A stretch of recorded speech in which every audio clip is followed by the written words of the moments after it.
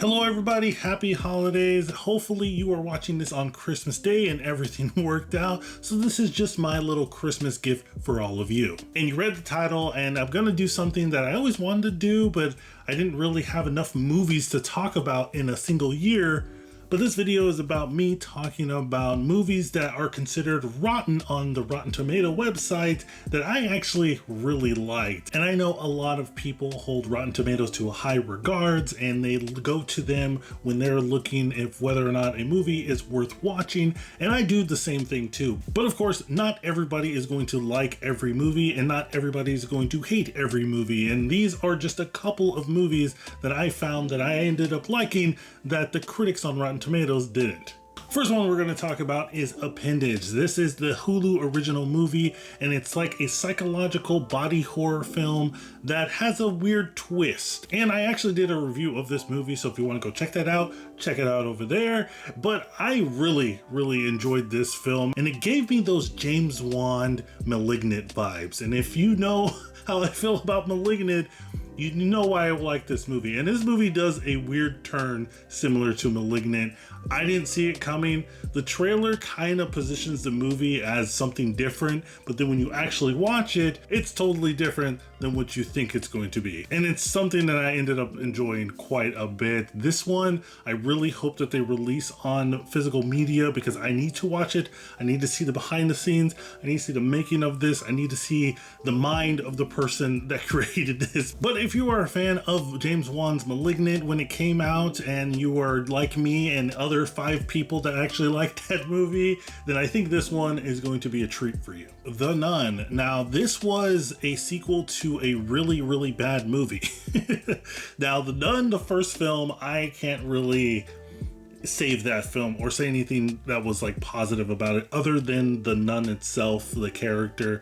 It looks cool, and that's why we got the first Nun film. But the Nun sequel does a retcon of everything that the first film did, and we get an actually pretty decent Nun film. But I think this one does a good job, at least for me, in just putting the Valak character in a position that I think that character needed, because they built up that character so much in the Conjuring series that when we got that first Nun film, it was kind of like a fart in the wind.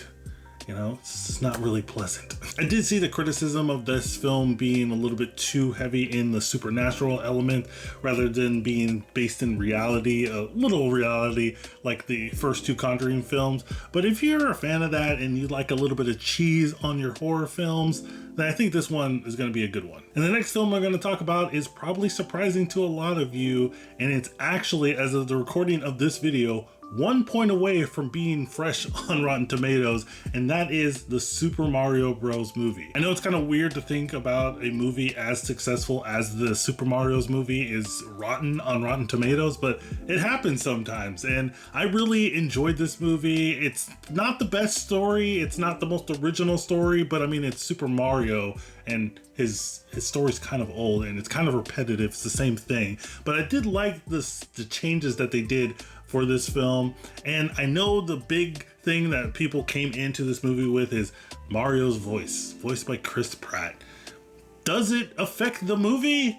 Not really. I didn't really notice it. I didn't really even care because everything looked so cool. I was seeing Peach's castle, Bowser's castle, all the little Easter eggs of Donkey Kong and Yoshi, and more stuff. There's just so much stuff on the screen that you kind of forget that Chris Pratt is voicing Mario. And honestly, I didn't really even mind his voice after a while. But yeah, this movie is the second highest grossing movie of 2023, and it's a rotten film.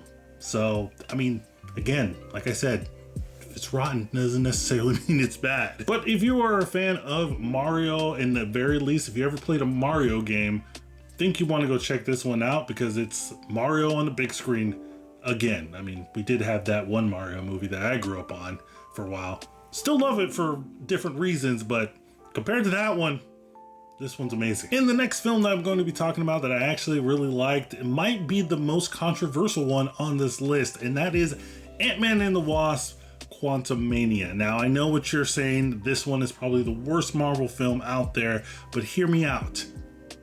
I actually like it. That's all I got. But I do find it funny in hindsight when people were mad that Ant-Man alone and a couple of ants and other people, the Wasp was there a little bit, actually defeated the next MCU big bad, Kang the Conqueror. People were mad. You know, they were like, okay, I can't believe this happened. Ant-Man killed him.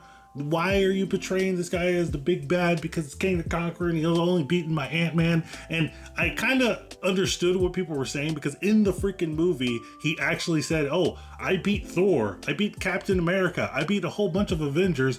I never met you, Ant-Man. So I understood that criticism, but I was just blinded by the coolness and the Star Wars-y-ness of the movie. And I really like Paul Rudd as Ant-Man. I think he's like perfect for that role. Like Iron Man and Robert Downey Jr. are like synonymous with each other. I think Ant-Man and Paul Rudd are synonymous with each other. And I did really think that even though it kind of really didn't make sense that Ant-Man was able to hold his own against King the Conqueror, I did really like the fight scene at the end of the film between the two of them. And now with the things that happened with Jonathan Majors, I mean, it's kind of fitting that Ant-Man beat him.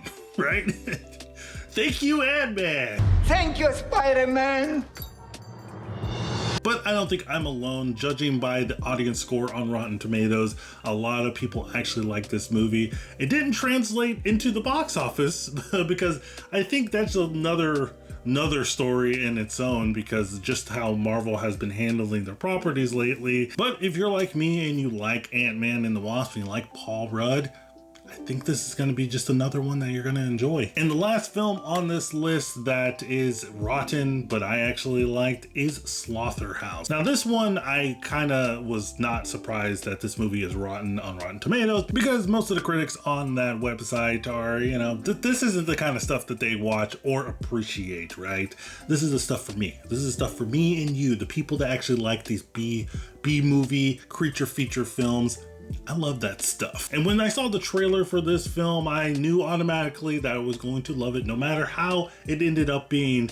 I was like, this is my movie. This is my movie. And I feel like it kind of met my expectations when I watched the film. It was as crazy as I thought it was going to be. It made no sense whatsoever that this sloth was able to go on the internet and find out how to kill people and drive a car and wear sunglasses. You know, it's just this kind of stuff that I live for. But I also really like that this movie didn't take itself seriously. It knew what it was doing. It knew that it was making a movie about a killer sloth jumping on people and ripping their faces off. So if that sounds appealing to you, you crazy person, then I think that Slaughterhouse is something that you should definitely go check out. I also did a review for that one, so you can go check it out wherever I put the eye icon. But that is it, guys. Those are 5 movies that are actually rotten on Rotten Tomatoes that I actually really love. But the most important question that I have for you guys is, what rotten films came out this year that you actually like? What do you think that the critics got wrong, or you feel like a movie is misunderstood? Let me know in the comments down below, because I feel like this one is going to be very interesting. But as always, guys, thank you so much for watching this video. Thank you for subscribing. Thank you for liking, doing all that stuff. It's really helping the channel as we reach our goal to 3,000 subscribers. I was saying 2,000 subscribers a couple months ago. We already hit that goal. Now let's go for the next one. Don't forget to like it if you liked this video, dislike it if you didn't. And remember, guys, keep watching movies.